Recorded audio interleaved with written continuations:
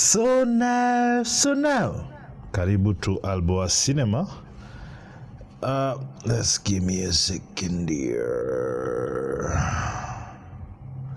Yeah, so in the last week or so, I think there was a release of this Star Wars based series called The Acolyte. Now, for a while now, about 10 years, actually Star Wars was bought by Disney from George Lucas for $4 billion.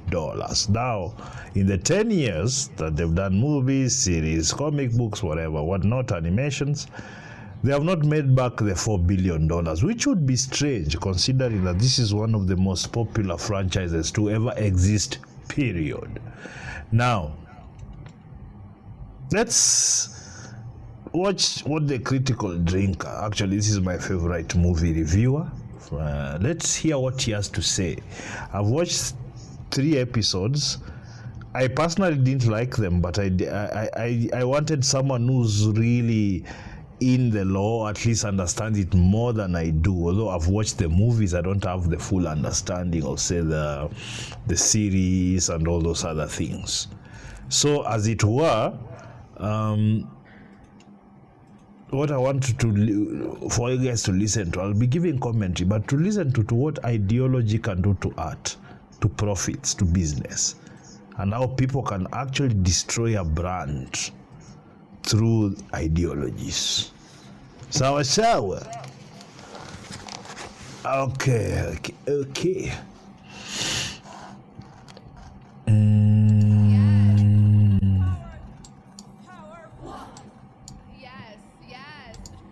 What the hell?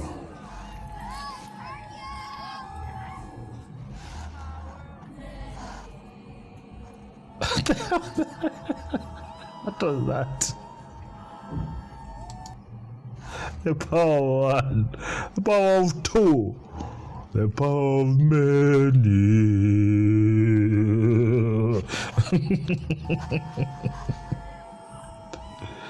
Okay, critical. Episode 3 of The Acolyte was, without a doubt, one of the most devastatingly embarrassing spectacles I think I've ever witnessed on TV. 40 solid minutes of relentless, unadulterated, unapologetic, unaware cringe, distilled down to its purest and most toxic form. A show made by people who seem to despise not just Star Wars, but the very concept of filmmaking and storytelling in general. It's quite... Let me tell you something. Now, once George Lucas sold this property to Disney, it was the assumption that he would play a part in developing the law more, the movies and whatnot. But what happened, he was totally cut out from the process.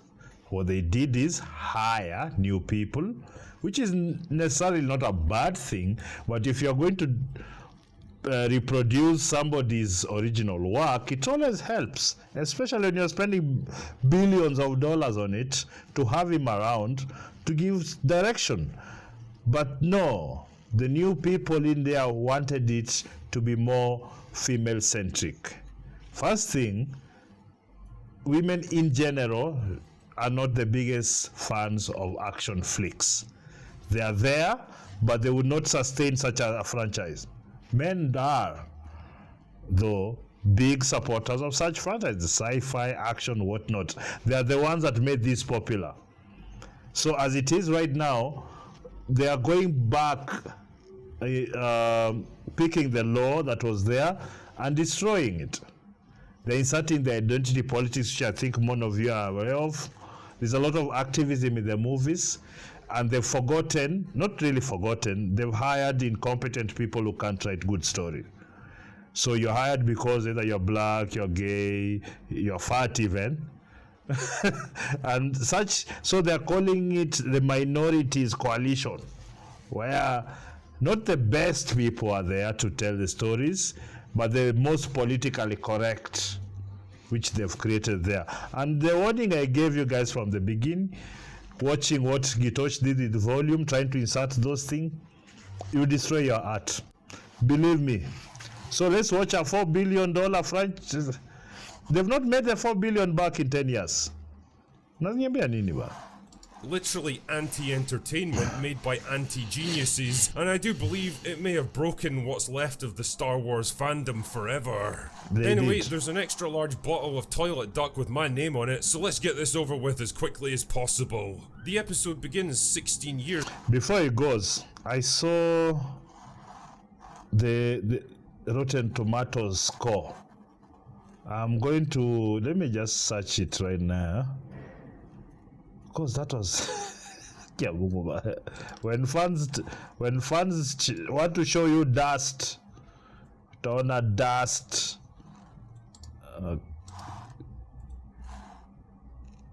14%.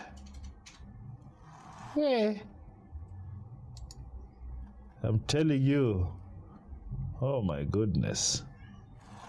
I'm gonna put it's 14% audience score. The audience score is the only one that matters, as you can see there. It's the only one that matters. Those are the people that pay to see you. A lot of these other more official reviewers, mainstream, they are paid by the company to sell the movie or series or whatever it is. So their opinions are not always the most honest. So, but actually, so a lot of the time they just lie. Yeah, so let's continue. By the way, I'm still working on this system, so the audio might not be perfect, but I know it's much better with this right now. Before the main events of the show, on the peaceful planet of whatever stupid name the writers concocted this time. And we get to see strong female character and strong female antagonist when they were still little kids. I know this because of the... it's the way it causes strong. You see, that's the trope now, that everything, either a female, actually they say the force is female. That's what the current head, Catherine Kennedy, said. So as far as I'm concerned, when you come like that, I just know the stories are going to be bogus, because you're going to try to force a woman-centric view, which is not really like general for most women. It's just for fringe Westerners in the left. There are like 15 of them, but they have too loud and have too many resources. Subtle visual cues, like them still having the exact same hairstyle they'll have 16 years later. Because as we all know, everyone chooses to stay exactly the same forever. Anyway, strong female character and strong female antagonist live with their two mums in a coven of communist lesbian space witches that have chosen to...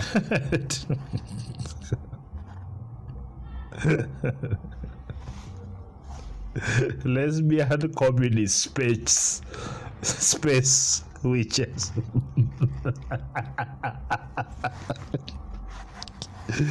Hey, when I drink themselves from the rest of the Republic because the galaxy doesn't tolerate women like them. Oh my god. Yeah, you know that's... you know, we are marginalized as lesbians. So even in Star Wars, in space, they are marginalized. Like, this clamor for victimhood. It's making really bad stories, and especially coming from millionaires, very successful, powerful people, crying about how they're... Oh, come on now. Goodness, I wonder what that could possibly be a reference to. The writing is so subtle on this show, you see. I just can't make it be a reference to. This one, the writing is so subtle on this show because... Let me show you. Be in space witch community in a gigantic fortress on top of a mountain that's be a reference to. The writing is so subtle on this show, you see. Yeah, I just the can't woman make with out the what they're specs. driving at. That's Harvey Weinstein's. Also, this is just a crazy thought on my part, but if you really want to remain hidden from the rest of the galaxy, maybe don't build your communist lesbian space witch community in a gigantic fortress on top of a mountain that's so big it can probably get seen from space. Are you dumb or something? Anyway, this is where the show tries its hand at character development, and I use that word about as loosely as I'd use the term fine dining to describe a pot noodle. The two strong female twins are due to go through a big ceremony to turn them into full-on witches because they were created without a father using the power of the Force. Sorry, the thread, but don't worry, we'll get into that. Yeah, actually now, there's law around the Force, you know, generally how it works, but now they've said that it's not the Force, it's called a thread. But because for me, from watching them, they didn't make sense. You'll see shortly. That's soon enough. Believe that. But strong female character dreams of leaving the communist lesbian space witches behind and seeing what else is out there in the galaxy. Strong female antagonist, on the other hand, wants to stay right here and refuses to let her twin leave because she's a psychotic lunatic. I wonder if this is going to have repercussions later. So it's time for us to meet their mums. Strong female character number 4 and strong female character number 5. Each of whom have slightly different perspectives on how to raise their strong female twins. Strong female character number 5 believes in discipline, caution, and By the there was was it the last episode 3? Okay, now it's a 4. There was like 15 minutes where I didn't see one guy on screen, like a man. So just women everywhere. It's not like, and you see this where they are. It's just a small place. There's everywhere else that they are going, but they do not show you, like, they really make the men look dumb, useless, they can't do anything, and it's been a trope for the last 10 years. Suspicion of outsiders, while strong female character number 4 is more indulgent and free-thinking. And apparently she gets the last word on how they're raised because she created them with the power of the thread. I carried them. I created them. What? Okay, actually, they do have this thing right now that men can get pregnant. So, women, 2 of them can have children. So, it's consistent.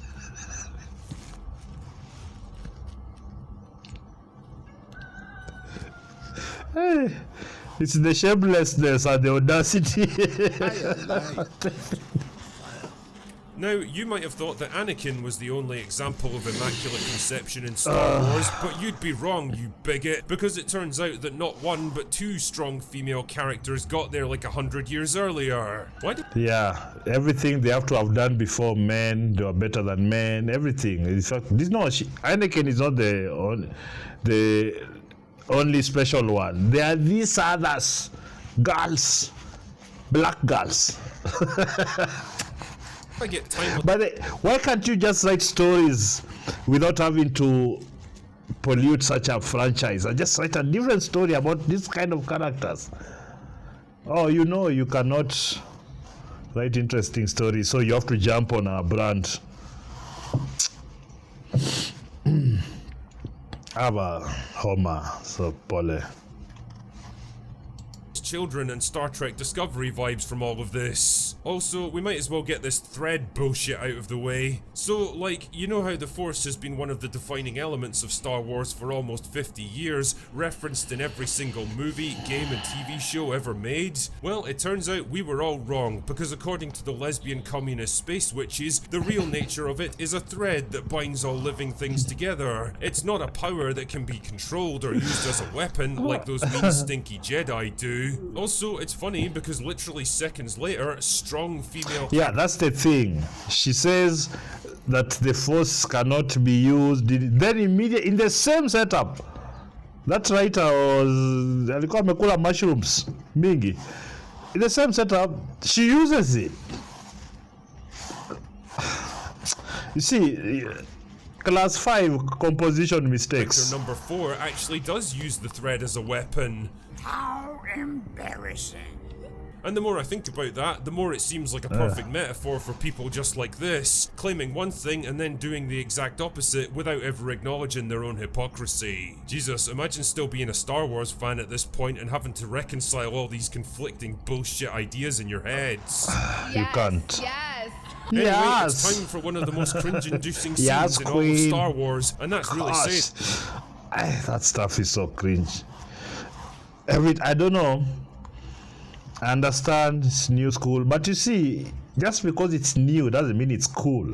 That shit is cringe. It's like, why do you speak like that? Ugh, fucking. Something at this point. Power of one. The power of two. The power of many.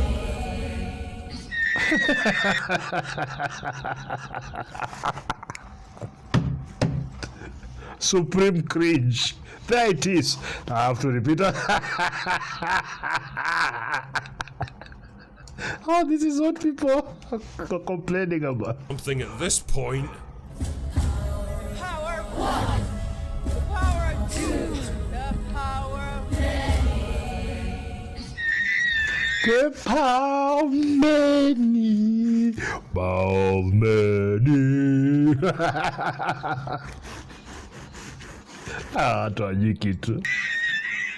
When I saw this, I actually had to pause the playback, walk away, and really just let it sink in. This is a thing that actually got made. Real functioning adults wrote, performed, edited, and scored this, and at no point in the process did anyone raise their hands and say, I think this might be a bad idea, guys. This is exactly what happens when you take people who consider this to be thought-provoking art. This person is Harvey Weinstein's assistant, ex-assistant.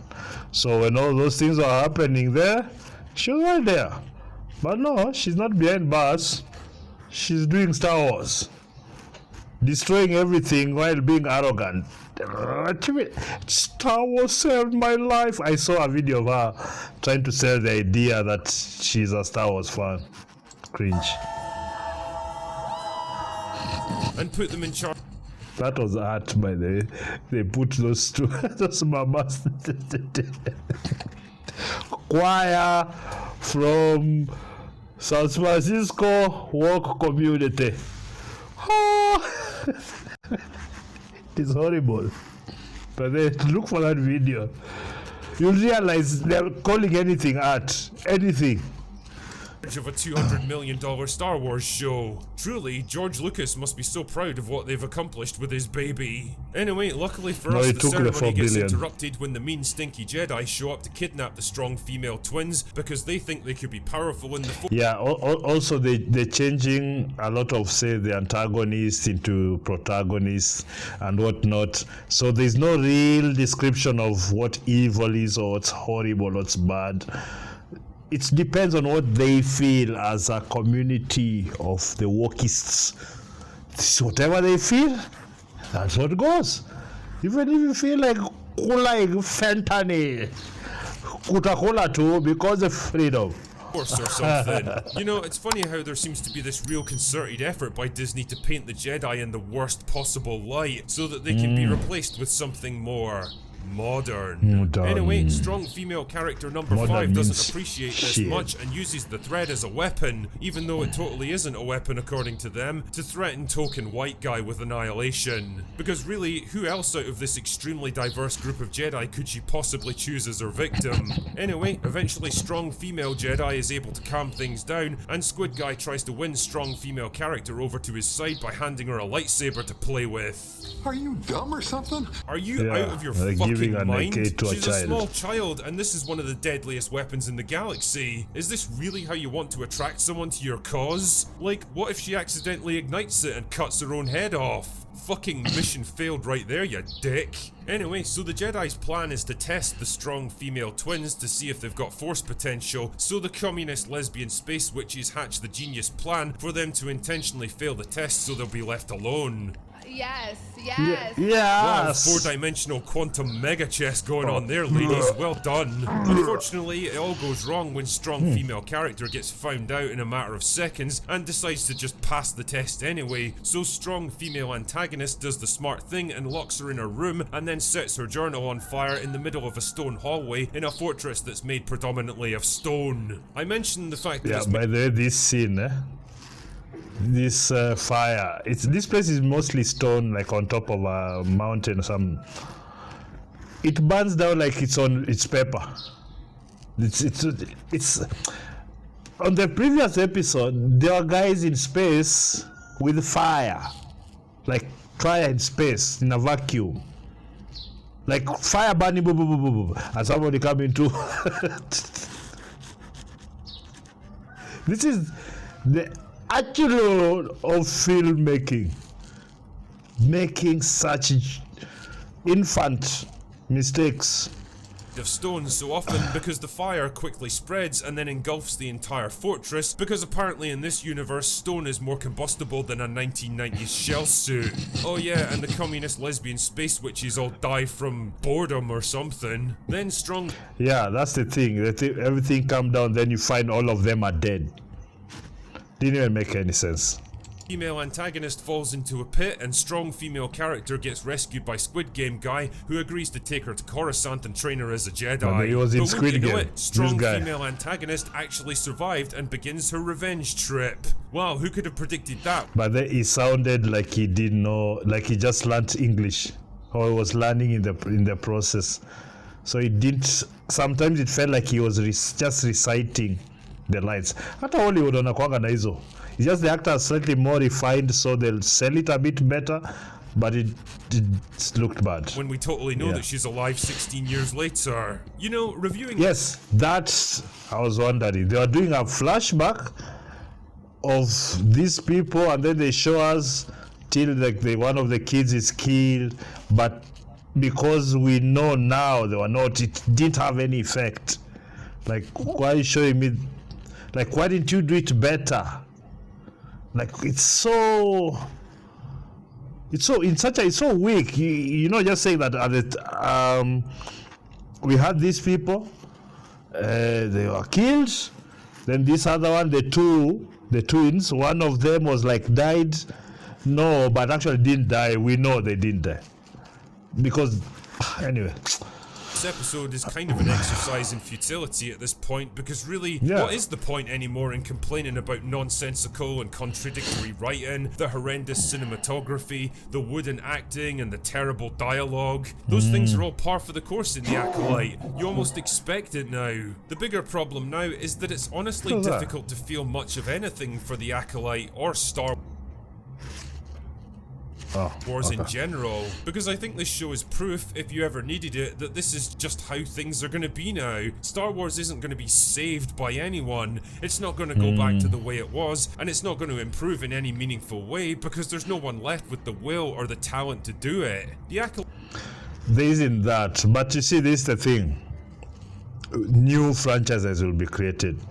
Admittedly not by these people, because you can see they can be given a product that's ready, wekele hapo kwa microwave ichemuke weke kwa market, but they have to go in there, add hiyo ujinga yao ndani, waribu recipe karibu yani kabisa. So ndio hapa, by the way, msimnaona hapo kuna hao wase as we are creating Nama, Zumuzid, Quinsec, Book of Ka. So tunaendea hii market straight up, and I know that African mythology has not been touched, and we don't want them to touch them with this kind of storytelling.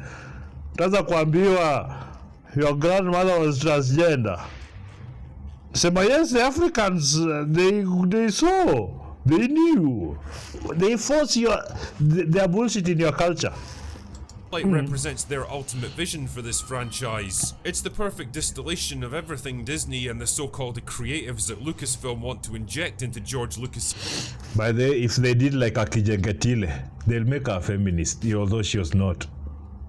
Everything that if a woman does something great, they attribute it automatically to their Western feminism. It is like, even if it was done 1,000 years ago, si waligeuza hiyo inaitwaje ya Egypt hiyo, that Mesopotamian queen. Vision, and they're not going to stop. Kathleen Kennedy recently bemoaned all the criticism that she and women like Leslie Headland have taken for their creative decisions, because the predominantly male fan base just can't seem to recognize their genius. Well, no, there's no genius. There's absolutely zero genius in the production of the current stories in the Star Wars universe. What we see is people incapable of threading stories while including real human experiences, not contrived, forced ideologies created by the most powerful, most corrupt people in the world, selling us niceness Oh, we'll save you. No, I don't want. I'm good. Congratulations, Kathy, because that No. seems to be a problem that you've gradually solved with every new show and movie that you've produced. If there's no fans... And you see, this is the thing. They like to come and tell us Africans, oh, we are giving you a chance. Oh, so you need to adopt this thing and this other thing. Well, probably it's because we are so weak and we don't build anything, so they feel they can tell us to do whatever they want. And many of us are doing it. But it's not economically viable to build our industry. We must incorporate funds, paying funds within our population. Not eti nitapata kadila hapa, nifanye kitu hapa, nikule for 6 months, mimi peke yangu na maybe familia, but the actors, crew, marketers, prop makers, so whatever. There's no ongoing concern. So you start doing the weak story. These guys, by then, they have made losses non-stop for 3 years. But they're doubling down. Can you afford this? Can you afford this noise? Making losses, writing bad stories, ruining a brand. What am I doing? at all, then there's no toxic male fans left either. Genius. So in that respect at least, I guess you've kind of won by default. Congratulations, Star Wars is all yours now. And this here is your prize, an empire of dust. A franchise in ruins. And really, I hope it was all worth it. I hope it was worth the billions of dollars you've blown on failed projects over the years. I hope it was worth provoking the contempt and finally the apathy of millions of Star Wars fans that have just chosen to walk away. I hope it was worth it to have a legacy of absolute failure. Now, I have to be honest with you. When it comes to this, the new Hollywood, I don't, other than technically, like cinematography, effects, costuming, whatnot, the storytelling is gone. They become too ideologically possessed, in my opinion. I don't know why. For at least 10 years, they've tried this method and it's not worked. In fact, I can count maybe 2-3 movies that have really followed that method, have made money. Everything else has failed. So what they end up doing is attacking fans. Maybe I don't want to attack fans. Maybe I want to have fans from Europe, America, white ones, brown ones, yellow ones, Japanese, Singaporeans, South Koreans, North Koreans, everyone's, Russians. I want them to watch my movie. But what these guys are doing is that they're trying to reduce and shrink access to us, especially these black people or the people they keep calling the minorities. They're trying for us to shrink our market. Because once we only cater to these woke people, then you can be contained. But if you shoot out there and everybody has a chance to see your movie and enjoy it, and you tell it legitimately, you don't add this nonsense. If you are really going to do an activist movie, you understand subject matter, you're not arrogant, you're trying to tell an honest story. What these guys are fake, they are rich, but they're pretending they're victims, so they can't tell an organic, honest, good story. So they have to depend on tropes. Oh, these people are like this. So if you're this way and you belong to this group, they don't know how to deal with you. Then instead they call you names. That has become the MO everywhere. It's not just in art. Like, people have bad ideas, they execute them badly. When things don't work, they point a finger to everyone else except themselves. Na hiyo tumefirebone. So, if you want to follow this method as a Kenya filmmaker, go ahead. Utatuachia market, because hakuna siku wa Kenya watasupport vitu kama hii. Hakuna siku Nigerians, South Africans, nani watasupport. Hata hapo America, they have ignored it. Right now they just use it as memes. They don't spend money on it. Is that what you want to go and do because you want to fit in? I'm woke. You're not woke. You people are dead asleep. These people are dead asleep. They can't teach you the business of film, despite the fact that they're the most successful film industry ever. How is that possible? How are they not able to pick from the excellence that really they are riding on right now? The people who made them, how are they not able? Arrogance. Sasa ile hujatosha, unachukua kitu ya mtu unaharibu, alafu unaanza kuongea like it's such a upside down world these days. Anyway, I talk about this because me, I'm a big fan of the Star Wars. So to me, I really don't care about this series. It can end sijali. You know, it's not really great art from the beginning. The people who create it are not good people. Not even just they're just untalented. They're actually nasty people. If you listen to how they talk to fans, people make them relevant. They think that they should be worshipped while making bad art for these guys. The only people who are worshipped are great musicians who get great art. That's the way it's always been. But these woke people, they always want to force themselves in because they're not good enough. Cowards. You've spoiled it. You've poured the mutama. The wheat has been poured.